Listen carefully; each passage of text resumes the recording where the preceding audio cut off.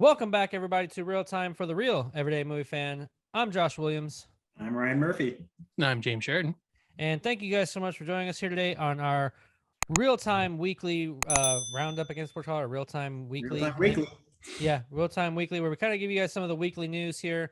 Soon we'll be transitioning from that into Real Time News itself in a live studio.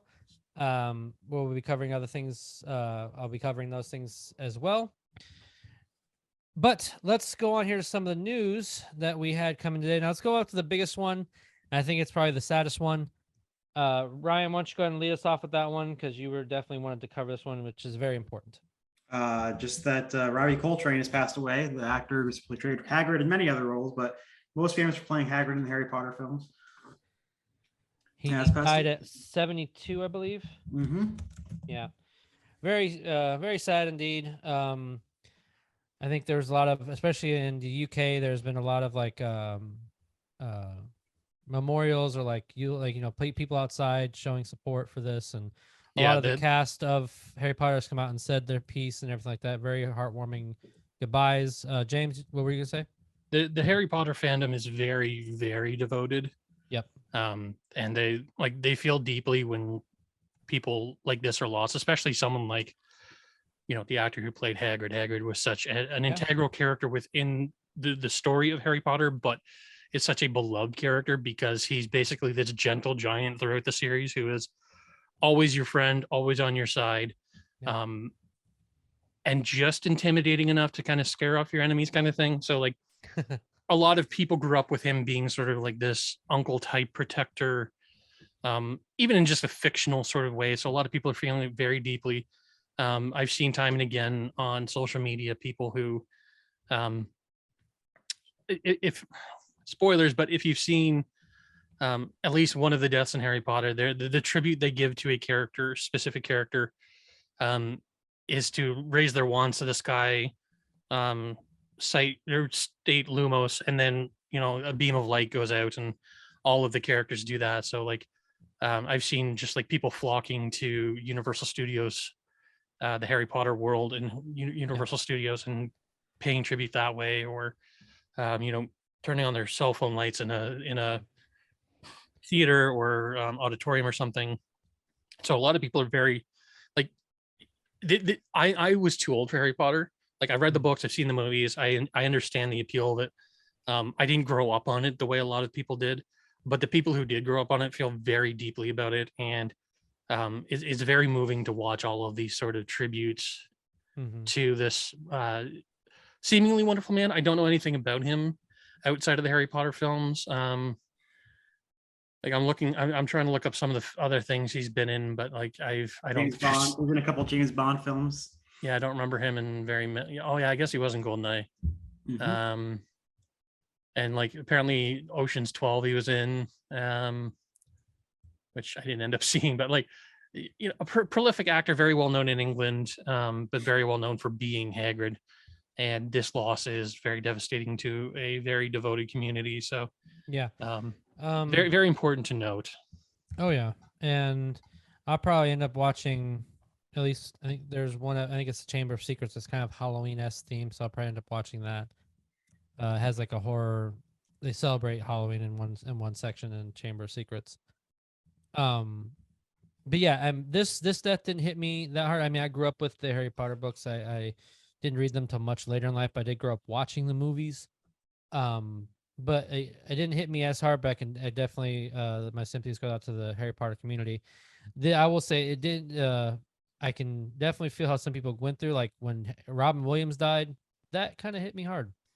I mean, me and my wife at the time, we were just dating, but we did like a whole Robin Williams marathon, just watching a bunch of stuff that he did, and that one hit me pretty hard. So I can definitely see how that an actor that you've grown to love so much, or an actress who it can hurt, because they impacted your life in some way, shape, or form. So my heart goes out to the Harry Potter community, and sadly, we're going on to another bit of news of someone dying. It's not for horror fans, this is pretty big. But sorry. Ted White. Ted White who played Jason Voorhees and pretty much everything from the 80s. He passed away as well, but he died at the age of 96, a very long, happy life. You know, so at that age, you're kind of expecting those things. But very sad indeed. I mean, he was such a formidable sized man, especially like he gave a lot of presence to the Jason character.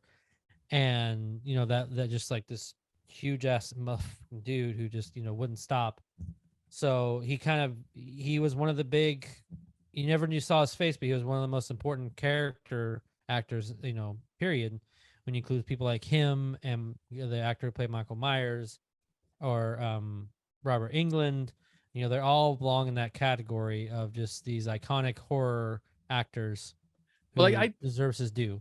I would certainly say it's more like the like Freddy Krueger. Well, yeah, Robert I see what Englund's you're more of a character or personality, whereas yeah, Jason Voorhees and Michael Myers are very much entities, forces of nature, and it's sort of like the lack of performance that makes it so scary.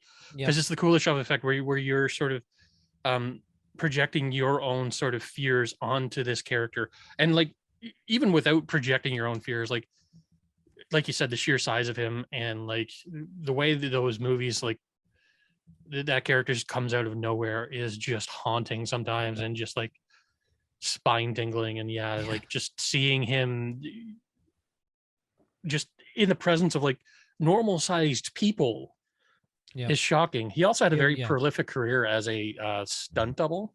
Yep. From stuff like Planet of the Apes, Soylent Green, Gone in 60 Seconds, Escape from New York. I'm told he was also in like Tron, Starman, like huge career outside of even just the Friday films themselves. But one of the problems is because he's a stuntman, they don't usually get a lot of credit. And it's sort of sad that like the only time I've really ever commented on him as a person is like posthumously now. Because like being sort of a faceless person in the realm of film, you don't tend to get the limelight. And like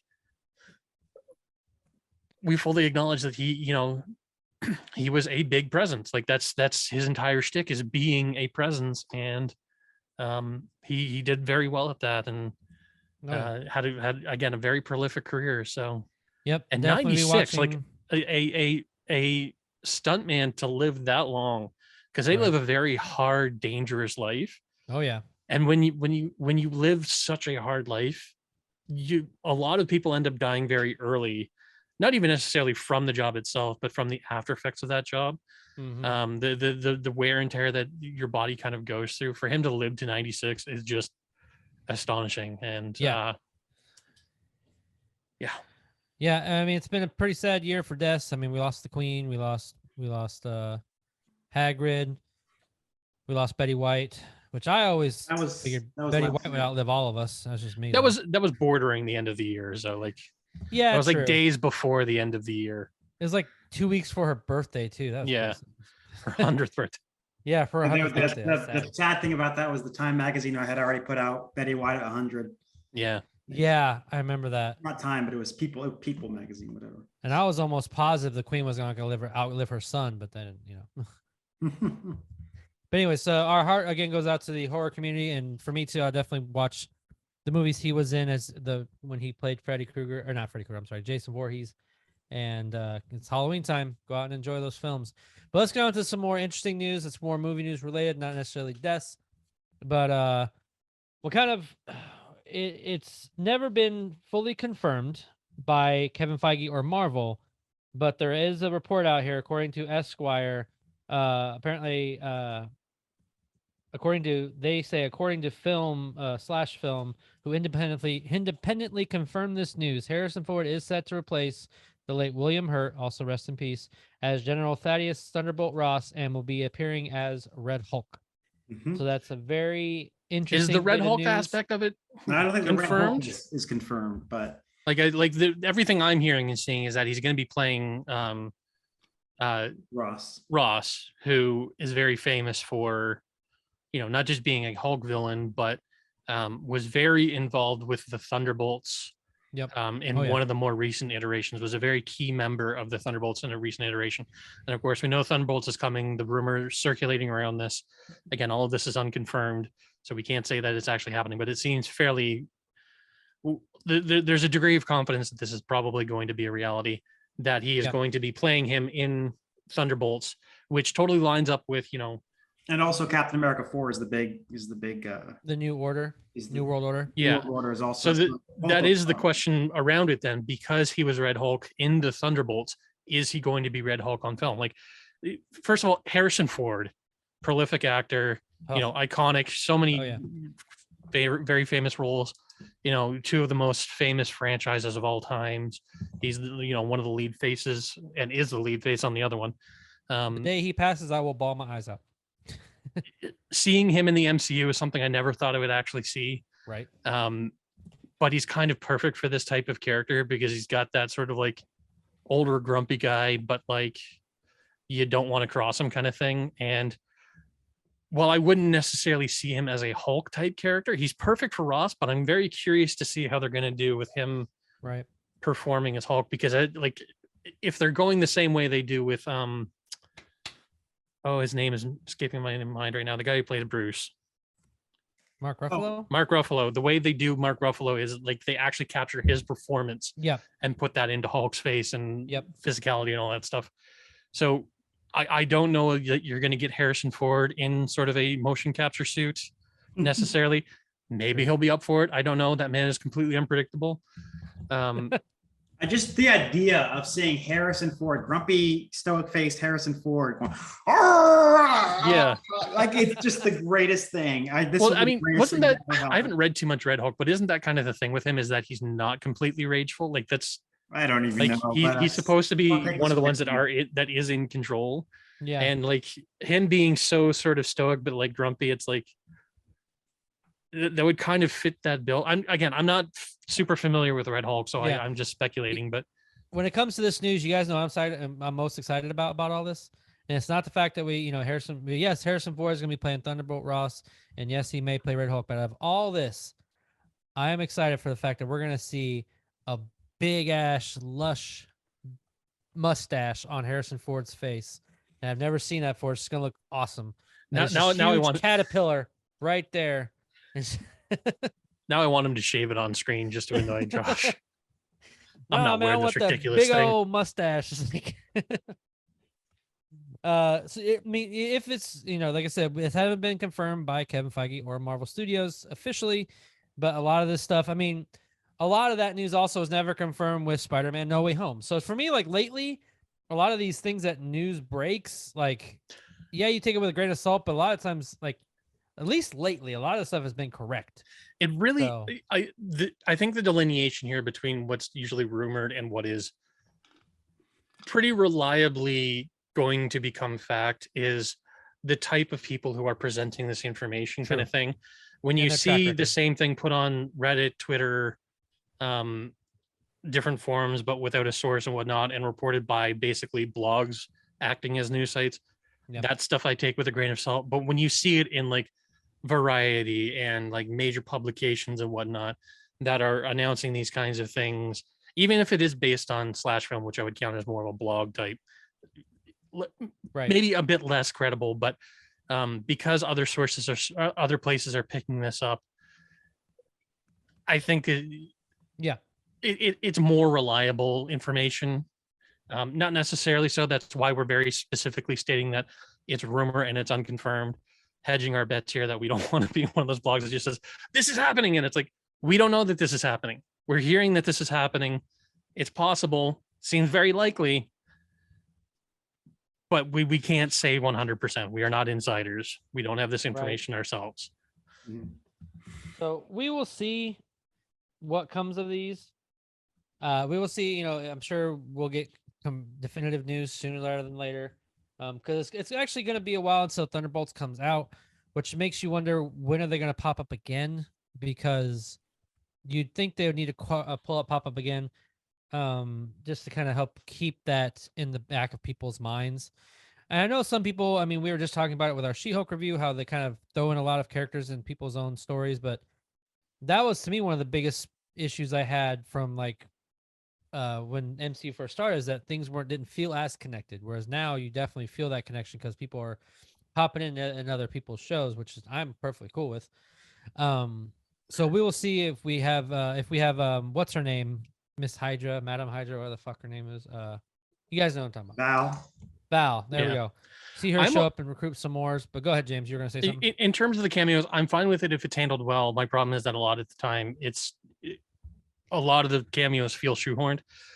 In this case, one of the rumors that we've sort of been following is that this was supposed to be announced at D23 when they showed the lineup for the Thunderbolts. Wait, was it D23 or SDCC where they showed It the was lineup? D23. Yeah. So when they brought out the lineup, he was supposed to be there, but it got kiboshed by the Lucasfilm side of things.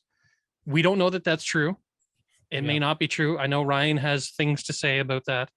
I'm not here to comment on that necessarily, but if they were ready to announce it then, I think it's pretty clear that this is supposed to be, part of that bigger picture. But there is always the question about how these things are going to play into the universe as a whole, even leading up to it, because most of these characters we've already had established. Thunderbolt Ross has been established, but him being involved with that team specifically, or like the people involved in that specifically, hasn't come up yet. Like we've seen Val recruiting people, kind of thing. Yeah. There was also like the team that they showed in Thunderbolts was very small, Oh yeah. and there wasn't like there were certain people who like felt like they were missing, kind of thing. One of the other ones that we've discussed being a possibility, and we think is coming back. We haven't had confirmation, but we think is coming back. Is oh my god, I hate my memory. It was just on the tip of my tongue. The villain from Iron Man 2. The Whiplash? Whiplash. Not Whiplash. No. Oh, Sam Rockwell. Yeah. Sam Rockwell's character, Justin Hammer. Justin Hammer, we think is probably going to be involved in Armor Wars. Very likely, it would make most sense for him to be involved in that. But I also think it would make a lot of sense for him to be in Thunderbolts. The other big outlier at this point is, where is Zemo? Because Zemo is so central to the core of the original Thunderbolts lineup. I thought he was in that image of all them. He wasn't in the image, but I think they may have come out and said he's going to be in there, or other sources have said, yeah, whether it's rumor or confirmed, he's basically going to be in there as well. He just wasn't in the group photo session. Which is such an odd thing to me. Like, I understand leaving out Ross and Sam Rockwell's character if they haven't been sort of reintroduced in a way into the MCU. But like Zemo being a part of this thing, like I feel like that should have been up front and center kind of thing. Yeah. And I've wondered if they're completely replacing his role with basically the Madam Hydra character, the Countess character. I don't know. I'm very curious about how this is going to unfold. Yeah. Because it's such a weird property, but such an important property.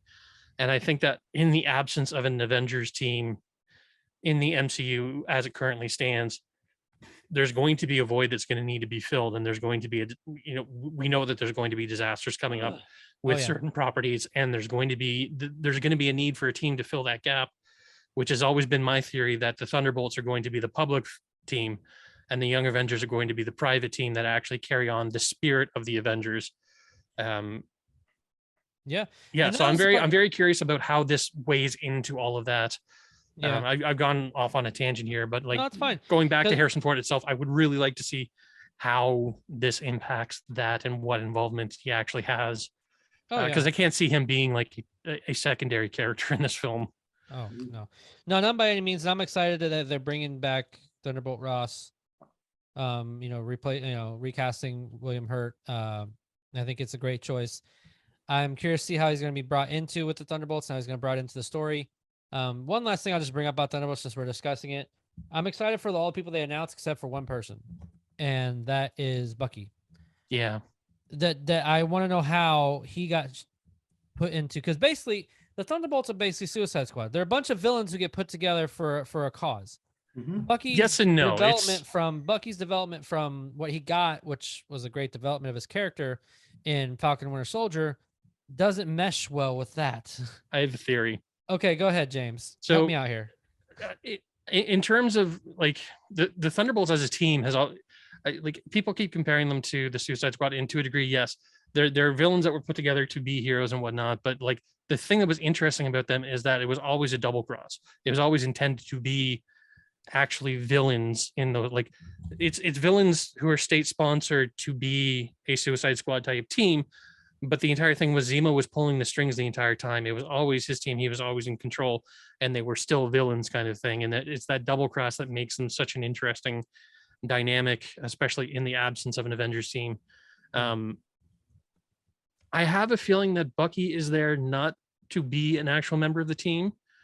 Like he's going to be a member of the team, but I think he's going to be, if anyone knows Naruto, there's a character called Itachi.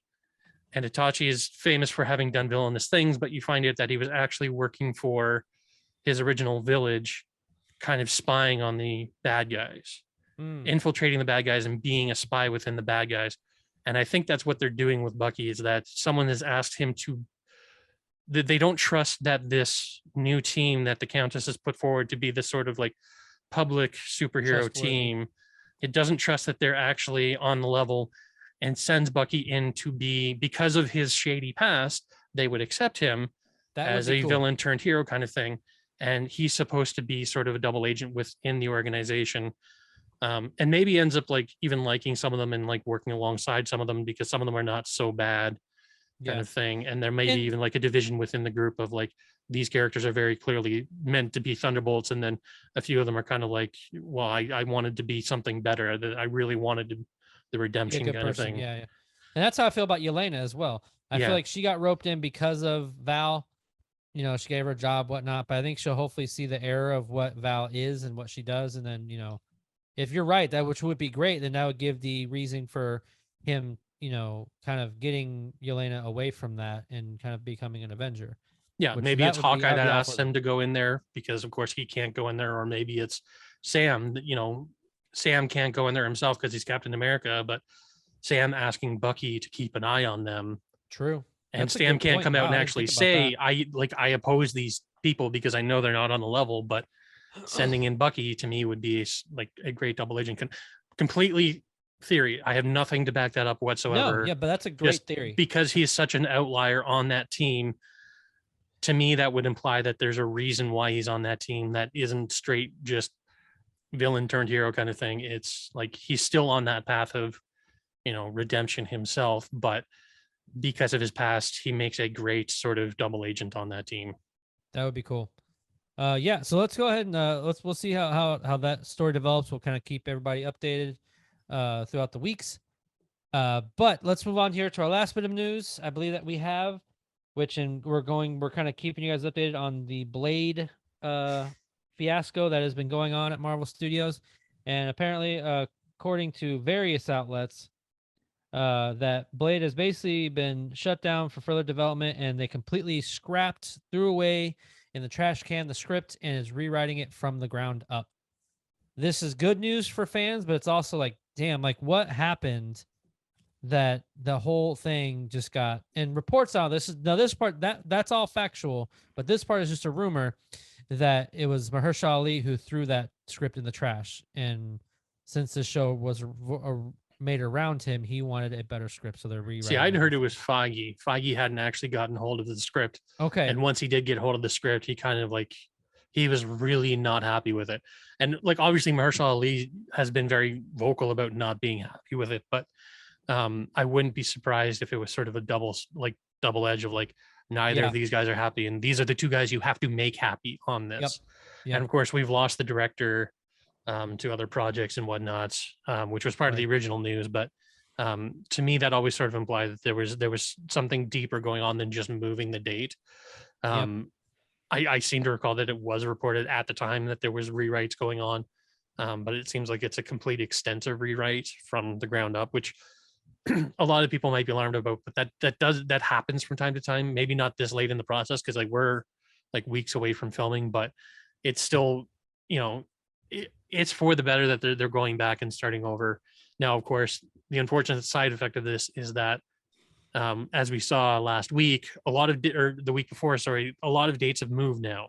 Yep. And that's changing the sort of roadmap of what the MCU looks like, and kind of implies that Blade might be more important than people are kind of factoring in, since like the timing of that film being moved and then a whole bunch of other films being announced at the same time having moved, that there might be something within this film that kind of trickles out into the rest of the MCU. And we know that a lot of these upcoming films are very sort of at least thematically tied, if not plot tied, the same way that, you know, towards the end of the Infinity Saga, a lot of those stories started to connect together a lot more. And it was really important that things lined up in certain order. As discussed, Spider-Man No Way Home had an extensive rewrite and removed America Chavez entirely from the plot because they had to change the order of Spider-Man No Way Home coming out now before Doctor Strange, because like those two stories were supposed to be more connected than they were, but they had to change the way they kind of played out because they wouldn't line up the way they did. Yep. To me, this is the same thing where like we're moving one thing, but the dominoes kind of fall in line. And I think it's fascinating that we can kind of not predict, but like it's fun to kind of like think about why these things are changing the way they are and what order they're changing, and like kind of guess at like what is so important about Blade that kind of changed all of these dominoes going down. Because if it was just a single movie that was just part of the roster, I don't think it would have that much impact. Yeah. They could just move it and it would be fine within the schedule. Like Black Widow got moved so many times, and because it was sort of like removed from the MCU sort of structure and order, and told in flashback entirely, it could kind of end up being anywhere. Yep. Blade moving and everything else moving in succession tells me that this is kind of, it's not a Black Widow. It's very different, and I'm very curious what about it is so significant. And I'm wondering if the theory that we've hounded the last few weeks about Midnight Suns is that one of the unnamed properties that has a date, and is it one of the ones that is going to impact the sort of larger interdimensional arc that they're going for? Yep.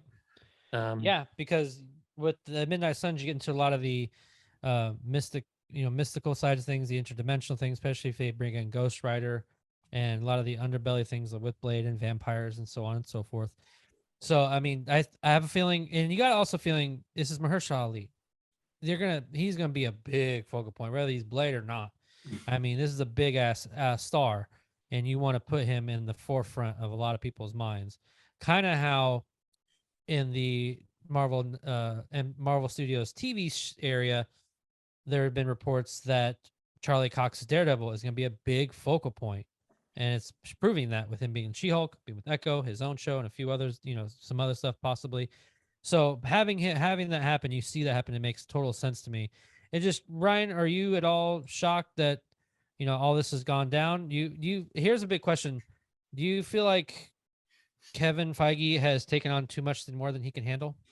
Oh yeah, I mean, he's obviously delegated a lot. If you don't pay attention to the credits like I do, and who's the credit on what, Kevin Feige is no longer the sole producer on all the movies.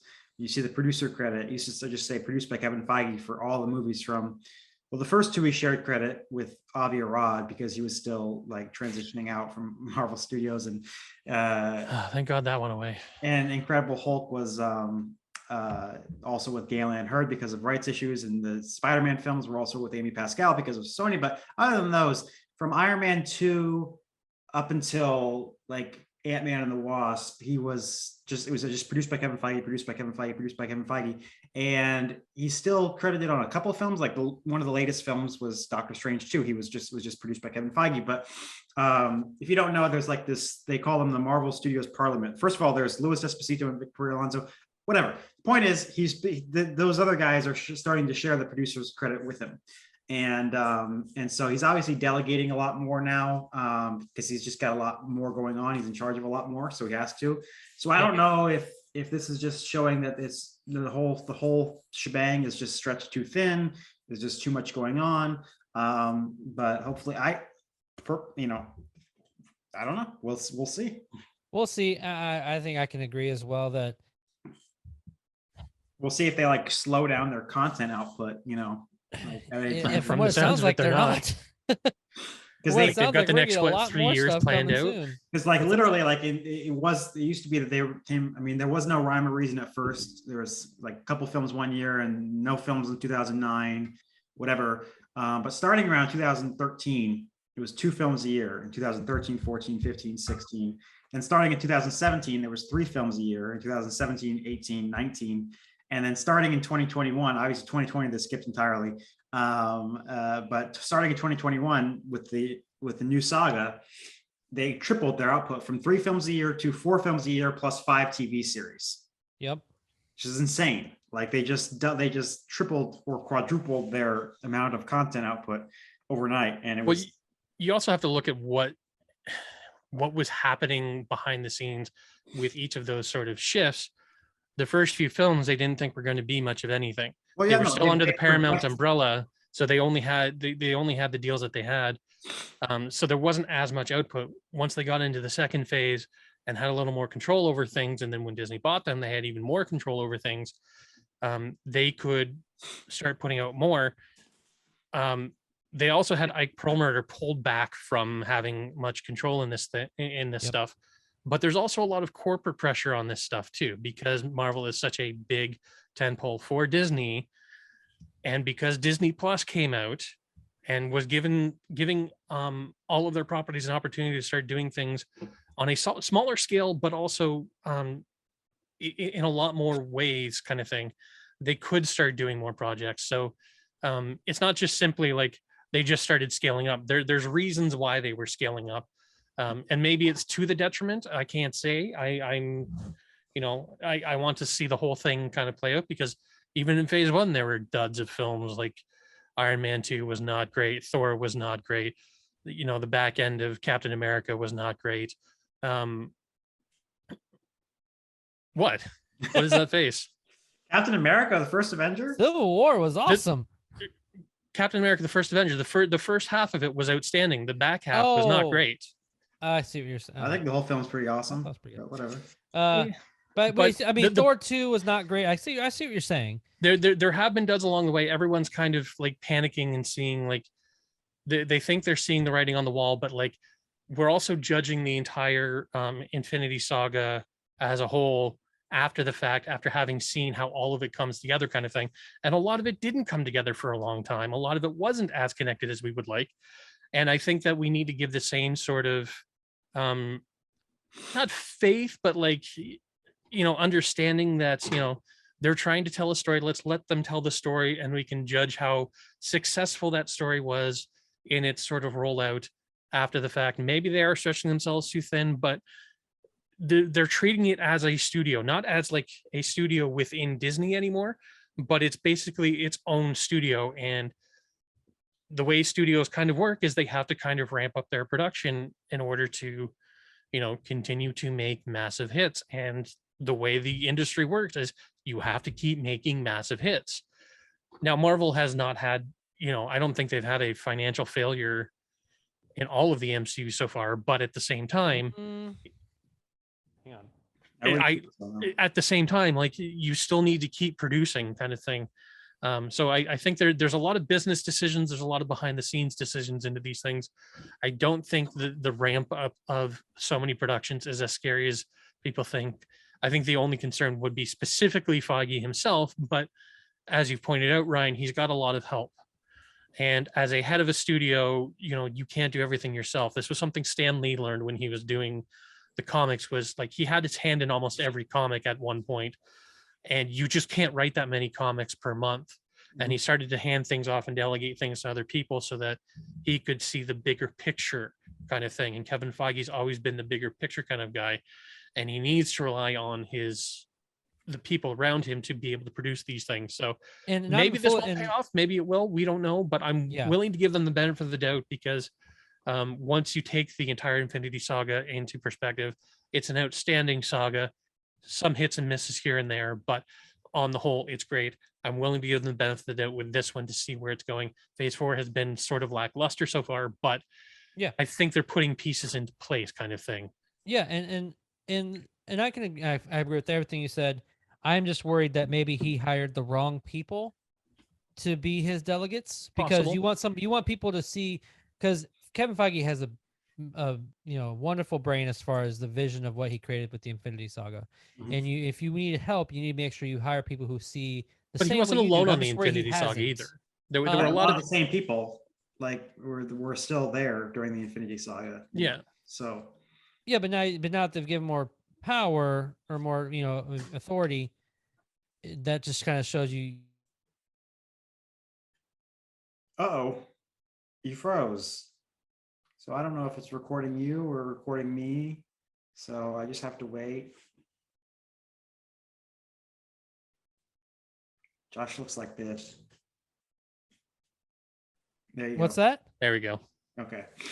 What happened? It's hilarious because on our end, Ryan, you froze. You're going. Yeah, right. And me and Josh are still sitting here discussing, and we just hear you babbling in the background.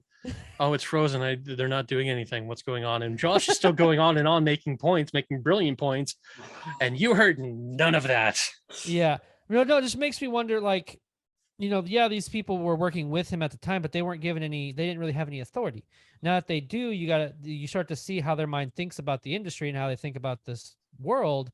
And Kevin Feige, I don't know, if I was Kevin Feige, I'd have to, double look at that, because you want people next to you, So and you want to fire give Steven people, Broussard. hey, just saying, you want to give people that kind of authority that sees this picture like he does. Yeah, for the But record, we'll the see. guys that we're talking about. First of all, everyone talks about Kevin Feige, but his right and left hand have always been, since Iron Man, pretty much have always been. Well, actually, there was a guy named David Micel who's kind of credited with actually kicking off the Marvel Cinematic Universe, and he left just before Avengers. So Avengers, if you actually watch the credits, says like, special thanks to David Micel for getting this all started. But other than that, for pretty much from day one, it's been Victoria Alonso and Louis Despacito. Yeah, So it always says produced by Kevin Feige, but then the first executive producers that it says are always Victoria Alonso and Louis Despacito. The other guys that also have been in the executive producer, but are now being bumped up to producer on various projects, depending on the project. And one way or the other, they're always credited at the end of the credits as the Marvel Studios Parliament. There's 6 of them. Those guys are Steven Broussard, Eric Carroll, Nate Moore, and 3 other ones. But Brad Winderbaum and 2 other ones. But yeah, those are the guys that we, so like Brad Winderbaum was the other producer on Thor: Love and Thunder, so maybe he needs to go. Nate Moore was the fellow producer on Eternals, so maybe he needs to go. And on Black Panther: Wakanda Forever. Also, he's the only one. Eternals is the only Marvel Studios movie to ever have a Rotten Tomatoes rotten score. So even though I'm also here's the James, before you do that, just to go on his point, and then we'll go to you, James. Sorry. To that same point, it was the first one to have a negative Rotten Tomatoes score, but it's also like it was $200 million film and it only made $402 million. That's kind of more than that. It's Marvel Studios. You may be talking domestically. It's the worldwide box office, $402 million. Okay, I'm gonna look it up right now. Anyway, what were you talking about, James? I know we want to give Kevin Feige a lot of credit, and now some of these other producers credit, but the thing you have to remember about film is, and I hate to keep repeating this, but it's a collaborative medium. Sure. And there's a lot of people involved in these movies. So you can't put, and while there needs to be one sort of auteur who's overseeing the vision of things, which is Kevin Feige and his parliament of people, there are a lot of other voices involved in these things. Some of them come and go. And that's going to happen on just about any project, especially ones that have multiple chapters and are ongoing. You're not always going to have the same people involved, but there still needs to be sort of an overarching puppet master. I didn't even want to say puppet master, but like say even the Harry Potter films, like the directors changed so frequently on that, but there were still 2 or 3 people on top of things, sort of like overseeing the entire ship kind of thing. Had different captains, but sort of like the admiral in charge of things was consistently the same. You're not just going to have one sort of visionary on these things, as much as people want to give Kevin Feige all of this credit. There's other people who have input. So the success or failure of certain films is not entirely on one individual necessarily. There's a lot of factors involved, a lot of choices involved, and you're going to have hits or misses. People are going to come and go. I think people need to have a sort of like bigger picture vision of what the MCU production is. And it's not just Kevin Feige by himself going like, ooh, here's my puppets, make them dance, puppets dance, or it's not, spoiler, a GLaDOS type character that comes down and has like the complete vision of things. And like he's one man with a bunch of people working with him, and there's different reasons why these things succeed or fail.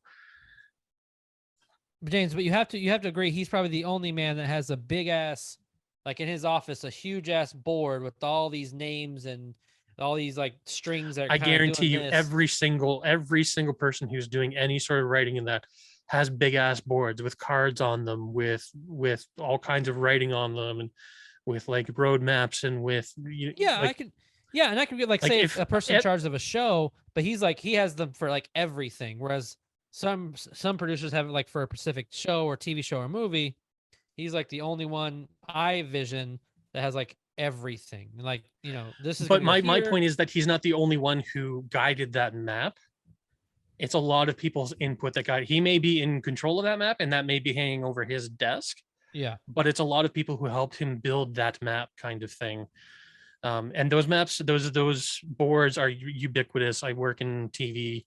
I don't know how many editing bays I've gone into months after the fact, and you'll see like 4 or 5 boards in an editing bay. It's like 4 feet by 4 feet, and it's just like covered in bulletin boards with all kinds of like note cards with different things pointed on them for like this episode, that episode, the series kind of thing. And like, I'm talking about like episodic television where there's not nearly as much sort of like overarching sort of thematic and story development kind of thing. Right. He may have that giant map, but it's not just him. And I think we like give him credit for the things he's done, but acknowledge that other people are involved both in the failures and in successes. True. Ryan, we've gone a long way from Blade. Ryan, did you look it up?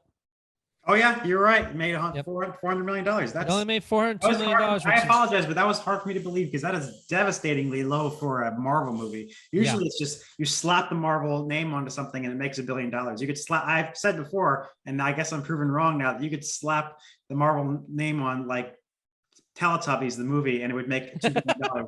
I mean, just, So what was the budget on that one? I'm guessing $200 million. So they barely made back double. Barely, but you also got to think that a budget doesn't include the marketing money that they spent into That's why you say double. That's Yeah. For marketing, you always take the budget and double it, and that gives you a ballpark about how much that movie actually cost. They So the movie probably cost $300 million. It cost $600 million in reality. Yep. And that's without the shady sort of well, also banking that the studios do behind the scenes to say, oh no, Ghostbusters never made any money, even though it's $1 billion franchise. That's so low for Marvel. It's that might be the first one. If you talk about the sequel, what's going to happen in the sequel? That might be the first one to not get a sequel outside of Incredible Hulk, which is purely rights issues, and now might be getting a sequel after all. I've lost the plot. Which movie are we talking about? Eternals. Okay. Well, this is a shocker. Shang-Chi, which I think we can all agree was pretty damn good. Nope, it was between $150 and $200 million budget, made $432 million. Wow. Remember that those are both during COVID, though. True. That's like a good theaters point. were just barely opening up when those movies released, and people were not going back to see it except for the diehards. But to be fair, there was only a 1 month difference between Eternals and Spider-Man, and Spider-Man blew up the box office. Spider-Man, you're comparing Eternals to Spider-Man. Spider-Man's the third biggest face in all of comics. It's like no, it's like people were like, I'm not getting COVID over Eternals. I'll get COVID over Spider-Man. Yeah, exactly. No one wanted to take a chance over Eternals. I'm willing to bet if Eternals open in July of this year or something, it would make a lot more money. Like $700 million. Yeah, and it's amazing what they'll make a sequel to. Like these days, like they just announced the sequel is coming out to the third Hercule Poirot mystery is coming out, and Death on the Nile was not Death on the Nile sequel, impressive. And I mean, they're making another Willow, so and I'm fairly certain that was a box office bomb. Yeah, They've made another Tron, bombs and to a lot of- that was a box office bomb. They've made sequels love with several Tron bombs movies. because they get this cult following over the year, and then 20 yeah. years later, they're like, well, maybe we could do it again. So like Tron was a bomb, but it got a huge cult following. So 30 years later, they were like, let's do it again, and it bombed. Tron Legacy bombed. And the reason why love Eternals Tron. will probably get a sequel is not because it made a bunch of money, but because these characters we're assuming that they're going to be important to the larger narrative in some way or another, because we haven't gone deep into the cosmic stuff yet. That was our first sort of step into like we've had Guardians and like we've had a bit of Korean Skrulls, but like the actual cosmic sort of like origins of the universe kind of thing is that was the Eternals was supposed to be the gateway to that, and it's upsetting that it kind of didn't hit the way it should have, because that is a big part of a lot of aspects of the Marvel universe, whether I like it or not, because I'm not a big fan of the cosmic stuff. It's important, and I'm willing to bet that even if they take a loss on that because of its significance to things they want to tell stories to, it needs to be told, and it's going to come back. I don't think they would have left it on that cliffhanger if they weren't confident in it. Right. Well, they also didn't expect it to bomb. So like, well, they opened it in the middle of COVID. I think they expected a loss. Okay. I was just gonna say there have been movies that have ended on cliffhangers and then bombed and then didn't never. So we never found out what those movies weren't in the MCU. I know. I'm just gonna say we never found out what Daisy was talking. She came back to see the Mario Brothers and she said, "You're not gonna believe this." And we never found out what they wouldn't. I mean, we're getting another Mario movie. Maybe they'll finish that storyline for you. Don't get me started on that fucking trailer. You weren't here. Anyways, wait. No. We're gonna talk about this now. We're gonna talk about this now because you weren't here last week because you bowed out. I do want to hear your thoughts on it. Yeah, now I did a trailer actually. I haven't got it up yet. School has been a nightmare. It's been midterms. Fucking trailer's stupid. Oh, that hurts me because most of the trailer was great, I thought. The animation looks cool. I mean, it looks like it could be fun, but as part Italian, I'm offended. Oh God. Okay, fair enough. But beyond the voice and the Italian part thing, Italian, I'm offended because why? He doesn't have an Italian accent? Yes. That is one of Mario's That's exactly biggest why they things did. since They're game. trying to not get canceled by not having him have a stereotype. Canceled. Now there's also no canonical proof that Mario is actually Italian. He may speak with an Italian accent, but as Ryan and I discussed, within the canon of the games, his origin is actually from the Mushroom Kingdom. And whether or not he's come to Earth is still in dispute. Because they've never set down an actual fucking story to the games after 30, 40 years. True, but it's just ever since the games, he's had an Italian accent. It's just like only since Mario 64 has he had an Italian accent. Was when Charles Martinet started voicing. Prior to that, he had a New York accent. No, he did. In every live action Super Show. Yeah, not just that. The cartoons, the movie, they all had a thick New York accent whenever he was depicted on screen. And in the games, he didn't have a voice at all until Mario 64, when Charles Martinet took over as the voice, and he was only supposed to be cartoony. He's not supposed to be that accent is actually horribly racist. It's supposed to be fun and silly and playing off of the idea of him being Italian plumber without actually acknowledging whether he's Italian plumber from New York, any of that. And my reasoning for my facial expression was because I was about to be very stereotyped and be like, well, all New York accents are basically like Italian accents and vice versa. As an Irishman, I take great offense to that because there's a very strong Irish New York accent as well. Cancel. I'm the only one back. I'm the only one here. But it could be, I don't know. We'll see. They got some very interesting voice actors. Just Chris Pratt just threw me the fuck off so badly. Like, I think we can all agree that was the only part that. No, that part was terrible. But I actually thought the rest of the trailer, and we spent so long talking about the canon and about Chris Pratt that we didn't really go into much. I think the details of the trailer are actually really well done and show me a lot of like care and faith and faithfulness has gone into this in depicting not just the look of the Mario universe, but the personality of the Mario universe, of the games. The entire fight between Bowser and the penguins was perfect Mario humor. Yeah. And like seeing the design of the giant island, even though I wish it was the battleships because I love the battleships, the island makes more sense because now you can move the castle wherever you need to. the entire scene with Luigi, even the scene with Toad and Mario. Toad was perfect. Toad was so note perfect and so on point. Now, there are reports that apparently Toad is going to have a song. Mhm.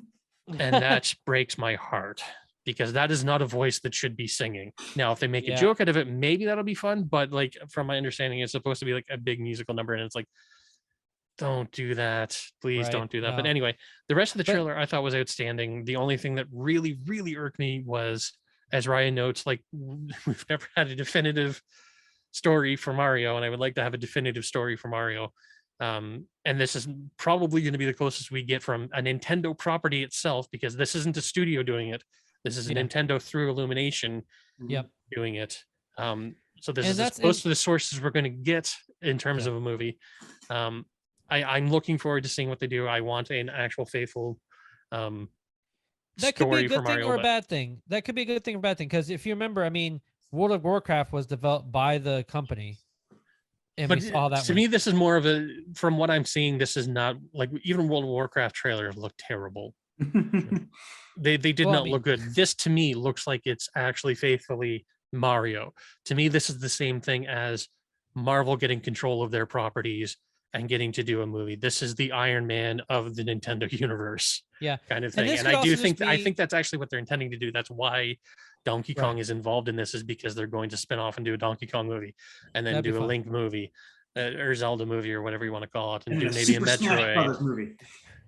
Which No, I- see, I mean, I see. The As far as problem all with the Super voice Smash actors Brothers go, is you're going to want a lot of other characters in there, because so many characters from so many other franchises have been involved, and they can't get those characters. Like I don't think they're actually going to put Sonic in there, but it'd be so fun to see Sonic and Mario in the same movie. Mhm. no. So as far as all the voice actors go, Jack Black as Bowser is a great cast. Keegan-Michael Key as Toad is a great cast. Anya Taylor-Joy as Peach, as Princess Peach, is a great casting choice. For me, while I do love Charlie Day and a lot of the stuff he does, like I loved him in Horrible Bosses. I loved him in, even in